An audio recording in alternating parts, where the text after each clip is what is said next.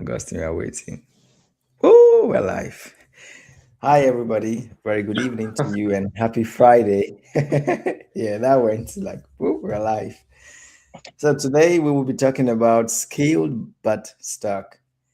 Why is it that you're talented but still you cannot find the right opportunities for yourself, regardless of where you live, your home country or abroad?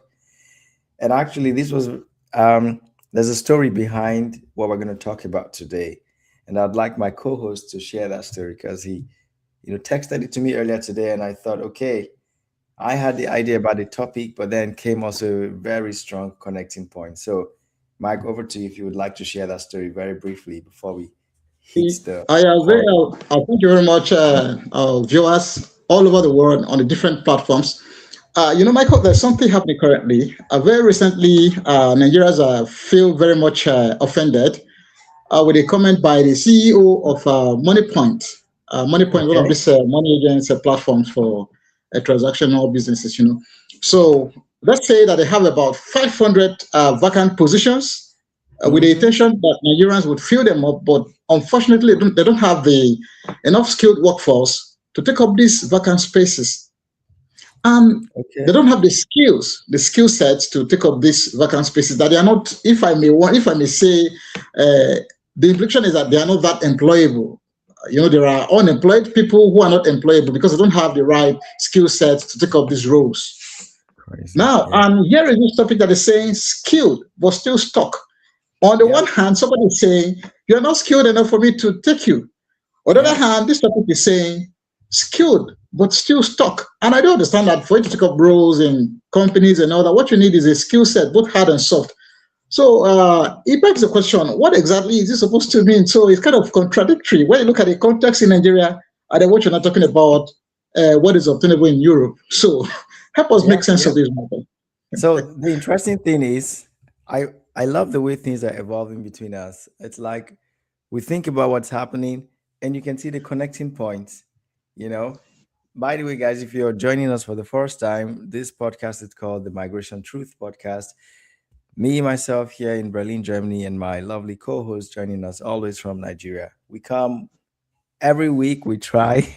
We've been missing the last couple of weeks, but the goal is to come here once every week and to tell you the truth about migration. And we touch different core areas of migration. So if you're watching this from wherever, shout out to you. We're very grateful that you're watching and listening and tuning into our show every week or every other week. And by the way, the show is brought to you by Settling, the platform that we're building to connect and inform people about migration, that you can find the right information, find the right service providers, and the right services which you need. You can think about it as your one stop for everything migration. That's the goal. Now, coming back to the topic of today, stuck or skilled but stuck. It's not just something which is happening in Nigeria. If you know our nonprofit organization here in Germany, Opportunity Pulse, it was also the same aim or the same reason that made us to found that company. And why? You have a lot of talent here in Germany, a lot of African talents or skilled workers with migration backgrounds. But Germany is still spending billions of euros every year to bring skilled workers from abroad. But there are hundreds of thousands of them here who are not fully engaged. So this missing gap is everywhere. And the truth is, you go to some offices, they are over, like there's so much work they can't do. And why are they not hiring people to do the job? Whereas there are lots of people here without jobs. You go to some offices, especially public offices, they can't attend to you because they are understaffed. But there are people qualified and ready and willing to do the job. My point is, the problem is everywhere. Problem is All right. everywhere. So I guess the message here is, if you are skilled and you're looking for opportunities, we want you to understand that the opportunities are out there. But the question is, how are you presenting yourself to get these opportunities? I am also an employer, but it does not mean that because there is a vacant position in my company, I will take anybody. No. And even though you have the right skills, the It's not just about the skills. At the end of the day, we're going to work as humans. I need to understand, I need to feel that yes, you can actually take the company to where the company envisions. And I can't come into your head to know this thing. So most times it's about that, how you connect with the employer, your CV, your cover letter, the few minutes you have in the telephone call or the interview or whatever. So every opportunity that you have to sell yourself really matters. And sadly enough, this short time cannot really fully evaluate anybody. And that's why you can be skilled but still stuck because there is not enough time to know what you bring to the table. And now, the few people who are skilled and are stuck are those who have mastered how to make the best out of these few opportunities, this few chance that you get, when you send your CV, when you have a chance for a phone interview, or finally you were invited for a face-to-face interview, or how you carry yourself. So there are lots of things that the evaluation window is so small. I don't know if I'm making any sense. So my point is the window of evaluation of your skill set is really short, that you have to make the best of it at every given time whenever you have the opportunity. And that's why many people are skilled and still stuck because they're not able to fully express what they're able to deliver within this short time that they have to showcase their skills. Okay, okay, Michael. If I may cut in briefly. Now, when Yeah. you first shared this topic with me, I was wondering where you say skilled but stuck, still stuck. Hmm. And from the story, from the Nigeria context, I was thinking it's peculiar to Africa and Nigeria to be precise. But Hmm. it's now, I'm just getting to know now that even in Germany and parts of Europe, that there are still people who are skilled and yet stuck. 100%. Now, if that's the case, are we talking about the HR process and how the candidate present themselves? Or we are talking about the other context about maybe your ability to translate skill into the Hmm. system that Hmm. creates an enabling environment for you to thrive. Hmm. Hmm. In Hmm. the sense that maybe in terms of adaptation, in terms of communication, in terms of social networks, and the other stuff that we've talked about here, what exactly is a point to focus on? Yeah. I give you some few pointers.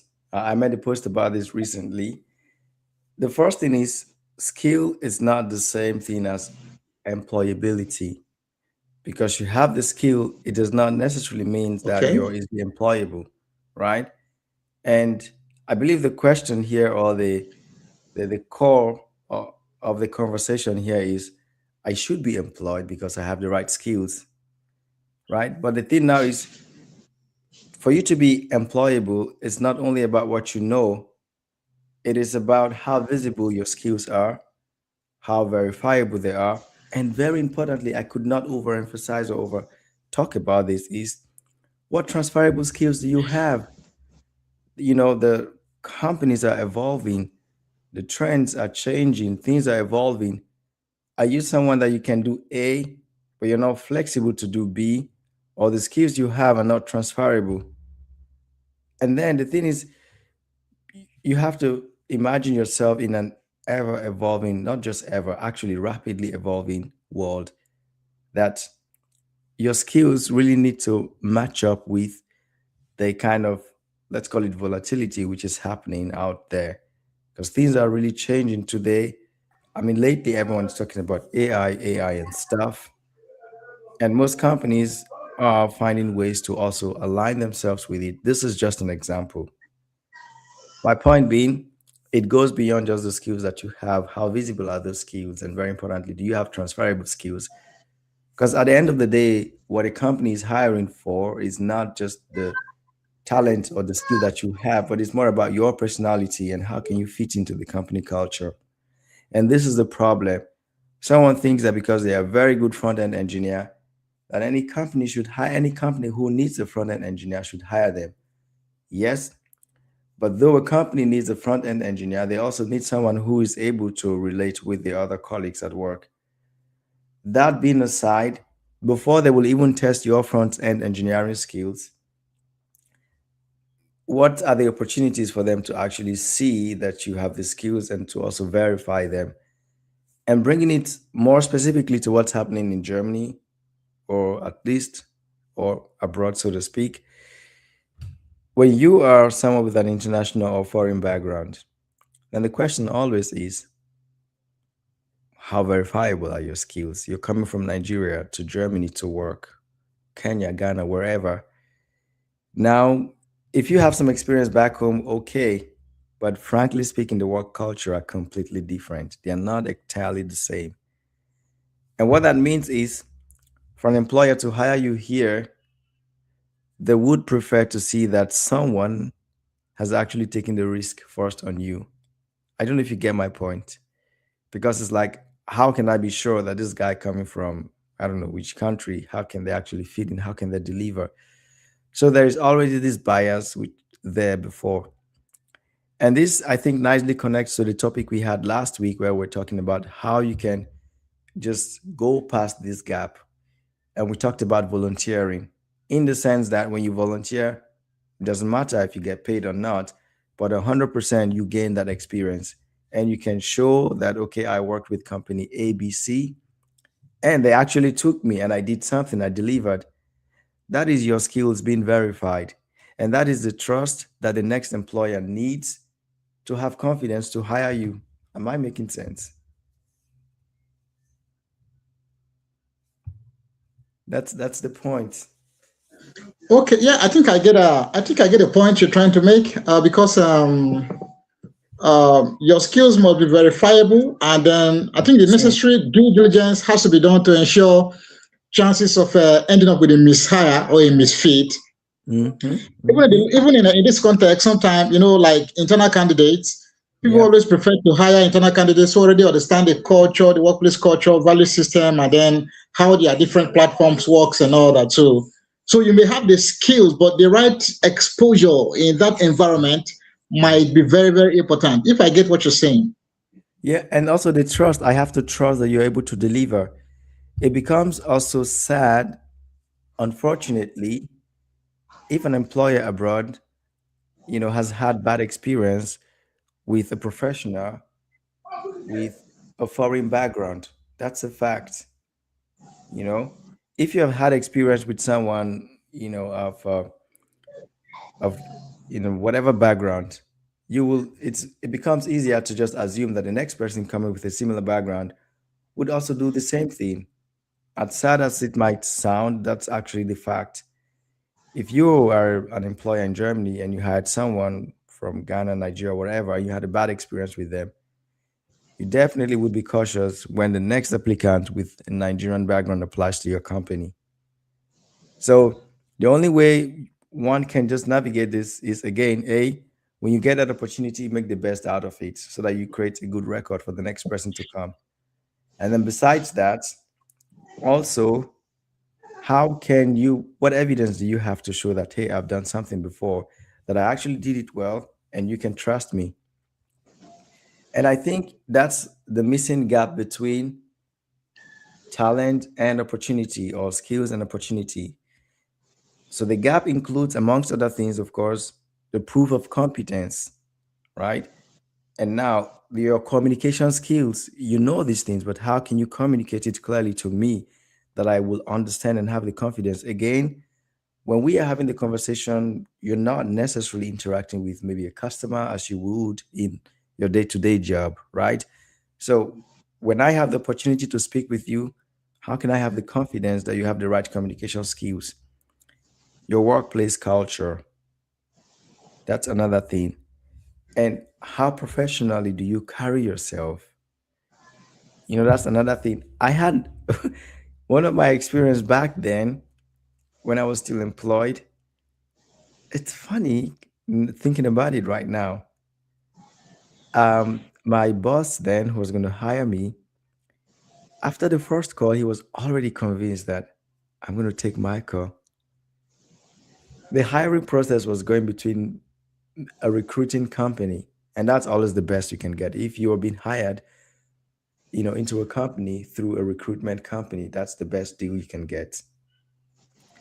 Um, and then when I went back to the hiring guy or the recruiter who was doing the process, He was like, they are convinced they want to hire you, like you, but they have one concern. What was that word again? I'm looking for that word. It was something around if I have the power. Yeah. It's like they could feel me. They know I can deliver and all, but it's like there's the position, which I was being hired for or recruited for or interviewed for. And then there's also the weight of that position. And if I could carry that weight, I don't know if you get what I'm saying. So there's also that part as well. Because again, it depends on the position you're being hired for. If it's a top position, a managerial position, they need to have the confidence that, yes, you can you can make things happen, that they can trust, they can depend on you, you can Oh, supervise, they you know, can lead. like if I understand you, you must your ability to inspire confidence in your employer also. Exactly. Literally, he was like, I trust my guy. I want him. Like, he was already sure, but it's like, can he, is he strong enough? You know? So, how do you communicate all these things when you have that conversation? So, it's a combination of multiple things. And that's why, yes, you can be skilled, but still stuck. And that's also why, yes, in a country where there are lots of talent, be it Nigeria, Germany, or wherever, top companies will not just hire because they need people. There's still a due process that has to be followed because at the end of the day, hiring is like one of the most expensive things for any company. Yeah. Especially you have to do it over and over again. So that's why you want to be careful when you're doing the hiring process so you can get the right And you know, candidate. somehow also, for the hiring human resource, their performance is measured by the quality of uh, employees that they bring into a company. For instance, most time when it is outsourced and all these monies have gone in, and then you end up with a mishire, it also leads to loss of resources for the company that is providing that service. So Yeah, I can imagine why people need to be extremely intentional about how they go about the whole process. 100%. Yeah. 100%. Yeah. So I guess what we're saying to all our viewers watching this today, do not feel disrespected when do not feel disrespected or insulted when you hear that you are there and you're looking for skilled workers, you have the right skills, but you're not being hired. It is nothing personal, really. It is nothing personal. You have to put yourself in the shoes of the people who are hiring and ask yourself, if you were the employer and someone came to you the way you would come to them, would you hire them? It becomes easier that way if you would put yourself in the shoes of the employer. And trust me, running the company, it's really, really difficult. And getting the right people, it's also another thing entirely. And so that's why sometimes you might, especially for those of us abroad, you have an interview, it went well, they love you, blah, blah, blah, blah, blah. And then you just receive, unfortunately, sadly, we can't, blah, blah, blah, whatever trash they talk. It's because it's like all the considerations, lots of things. And my point now is this: you have to stand out. You have to stand out. And there are several ways that you can stand out. Go on, you want to say something? Yes. Okay. Now, I wanted to say this. What because we've touched on a bit of the reasons why you might not get employed. Including because some people sometimes we have the survival instinct in Africa, whereby, like, should I say, survival intelligence, where we know how to get our way. Yeah, To get it done our way. You yeah, come into the system yeah. completely, and then there could be you earlier are visible, and then maybe coming from a managerial position for assistant stuff and other in order for you to get yourself, should I say, inculturation, now to get yourself into. So, and all of Hundred- that, the complexities and all that comes with it. There's also this bias. I think you mentioned bias earlier about where you're coming from and here now, and the local content and the context and everything. So, having considered all of these things, what would need to move abroad and how to hit the ground running as soon as possible without necessarily going through all these hurdles and the bottlenecks of being rejected and all the psychological effects and all that? What would be your advice? This is what you do. This is what you do. This is what you do. Good question. I think this is actually leading me to the other point, which I already have in mind. Now, let's say a Nigerian professional may arrive in Germany with real experience. 100% you give them the job, they can deliver. But the German labor market is asking different questions completely. And you can't blame them, right? Now, the first thing is sometimes you might think these things are irrelevant, but anyways, that's how the system is, right? So you are an experienced professional in Nigeria, and you are searching for opportunities in Germany. You land the German labor market, like you start searching for jobs. The first thing is there's a system here. There's a way the system works here, the hiring process and how you employ people. There's a system, and you have to follow that system. First thing is, can your qualification be recognized in Germany? That's the first thing. There's qualification recognition. And now, when you go past that stage, because this also connects to um, the qualification is very important in Germany. Really, that's one thing people have to pay attention to. You have a bachelor's degree, a master's, or a PhD. It's important. At the end of the day, it may not play a role in your day-to-day activities, but these are things that are considered in the hiring process. Now, that being aside, so again, your qualification is recognized in Germany for the position which you're going to be hired for. There's a standard qualification system or recognition of qualification. Do you understand that? Now, the next thing is, can you explain your experience in simple, plain language? I ask you, tell me about your experience. I want to understand what problem you've solved. And it's important for people to know that you're being hired not because they like you, because they want to add some backseat to the company or whatever. In most of the cases, you're being hired because there's a problem that the company needs you to solve. So you are a problem solver. And maybe you can solve that problem. But if I'm having a conversation with you, be it a phone call or your first interview or the cover letter that you sent to me, can I understand this clearly in your cover letter that you can deliver? Michael, please, if I may add, so you just said something. You are being employed not because somebody likes your face or something. There's a problem that needs to be solved. That's why you're coming in. You're coming to add value and then to get something Yeah, for adding value. of course. Like, why? Who is hiring you? No one is hiring you because they like you. There's nothing personal there. They're hiring because they have a problem, some pain points, and they want you to take their business to the next level. Of course, some company just hire to fill the benches and show that they have X number of employers or employees, but that's like rare cases. In most cases, you're hired to come solve a problem. And the funny thing that people also have to realize is sometimes some companies don't even know what problem they are looking to solve. So they don't even understand it fully. So if you come and complicate things for them, then they'll show you the door very easily. One thing that people can also do is that show a company the problem that they do not see. You've gone way past their level, and this is how you stand out. They haven't even seen this problem, but you've seen it externally and you're bringing it to their knowledge. And that's the part where things like initiative application comes in, or I don't like to call it unsolicited. I prefer to say initiative applications. And that's another angle where that comes in.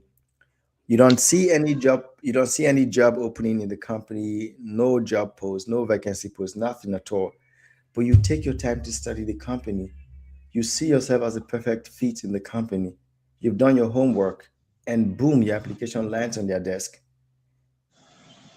Like, you are actually opening a gap or window which they have not seen. Now, So coming sorry back if I to, get you right. It's like on your own, you do your research on a company, you identify a problem, and then yeah, you put forward an application telling them of the problem you've identified and how you can provide a solution.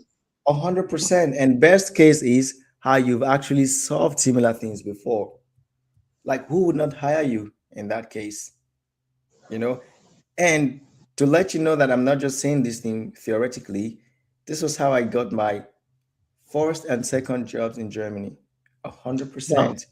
There were no job openings, nothing at all. I genuinely was interested in those companies. The first one there was a job opening I applied. I didn't get a, I was rejected. 6 months later, I applied again, but there was no job opening, no vacancy at that time. And the conversation was at a different level. So there are multiple things there because one, you're not under any pressure because you don't, there was no job vacancy anyways. So you're not necessarily relaxed, but you're coming more from a place of authority because you've done your research. You really know what you're doing. And frankly speaking, there are not a lot of people doing this. And that's how, if you're listening to this right now, you can actually stand out and be different. That you can be truly, you can truly be skillful and not be stuck. You can still use your skills and land the right job because talent alone is not enough anymore. Now, just some final points on that aspect. Um, the application process, whether you like it or not, you have to go through the application process. There's no magic about that. So there will be, I don't know, 1,000 interviews. You have to just be patient to go through, keep smiling, and just give the right vibe. And do not forget that your CV is the first thing that they get to see on their table, their desk, or wherever before anything else. So that CV in the first few seconds should already capture their interest. Again, sadly, there are hundreds of people sending CVs to the employer. So how is your CV going to stand out? Frankly speaking, I would recommend that you stand out, you do things differently. Do not be a part of that pool of candidates because, again, what are your chances to be selected out of 100 or 200 or 300 or 500 CVs, which is completely normal right now? So, again, finding out the way for you to really stand out. And that's where networking comes in. Who introduced you to the company? How did you find out about them? How did you meet them? Like, just do other things that other people are not doing. That's the best way I'm going to describe this. Yeah. And sadly, my co-host is not here anymore for whatever reason. But um, if you heard us, if you followed, if you can really understand what we're talking about today, then I can promise you that yes, you still can move, can make progress, can grow in your career without being stuck. As long as you have the right skill set, because it's not enough to just have the skills. It's not enough to be talented. It's not enough to have the passion. The competition is tight, not to mention now that a lot of things can be fully automated. So again, you're competing with not just humans, but now you're competing also with AI agents and stuff. It's not getting any easier. So you have to stand out completely and you have to keep upskilling, definitely. So, once more, if you're watching this, our show for the first time, we would love to hear from you. What are your thoughts? What do you feel about this topic, what we're talking about? Are you skilled and stuck? Where are you stuck? Where's your location? What exactly do you want?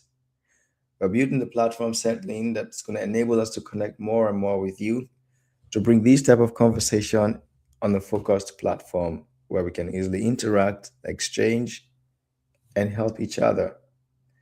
So leave your comments wherever you're watching these from: Facebook, LinkedIn, YouTube, TikTok, Instagram, wherever. I would love to hear from you. What are your current challenges right now? What positions are you aiming? What feedback have you been receiving so far? Drop your comment wherever you're watching these from. And trust me, I genuinely believe that the best things you're going to get in life are still for free because those things that you pay for most times, they don't actually get you there that you need to be or you need to get to. And that's where you're getting this information right now for free. So make the best out of it. And I hope to see you and speak with you next time.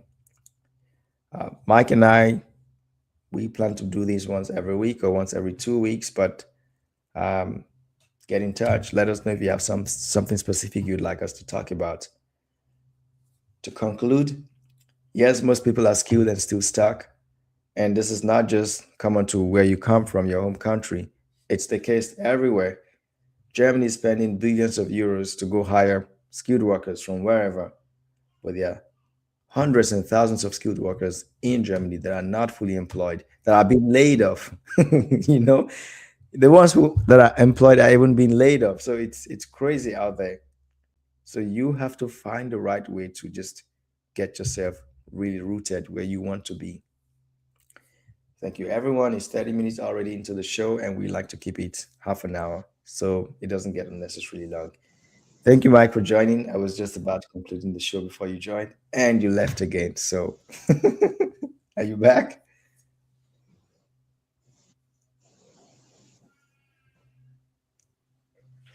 Okay. If you're back, then we could have your final words, and then we'll round it up.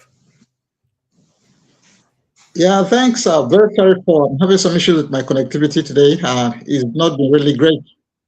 Yeah, yeah. Mm.